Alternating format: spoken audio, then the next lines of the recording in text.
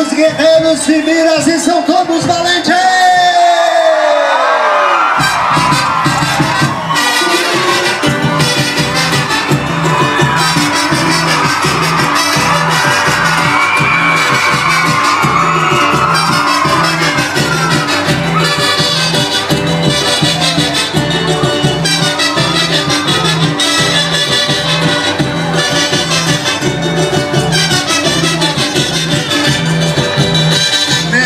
Eu vi o guerreiro do Pi, que pela mundo de mira veio sacrificar.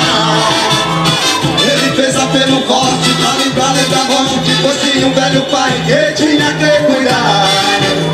Os mira de milhão, mas de milhão da morte, não queremos com carne vil enraquecer os fortes. Aquele que há de morrer, com lembrança do pai, para sobreviver. E ao chegar no pai que o filho foi prisioneiro humilhado e indignado, convidar o seu filho a tribo voltar e levar-lhe ao sacrifício teu amor do xaradete dos fortes, no tratamento da morte, mas a tribo livre do bate não quer me matar. Tu choraste na presença da morte, na presença de estranhos choraste. Não descende, ó cobarde dos fortes, pois choraste, meu filho, não é? Pois és tu, descendente maldito, de uma tribo de nobres guerreiros, implorando cruéis forasteiros de serem presa que vivem morrer.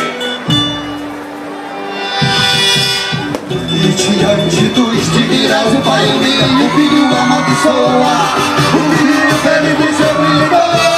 O segredo de lutar pelo mar, porque sou bravo, eu sou forte, eu sou filho do norte. No tempo de morte, guerreiros ouvi, sou filho da selva cresci, guerreiro descendo da tribo do Pi.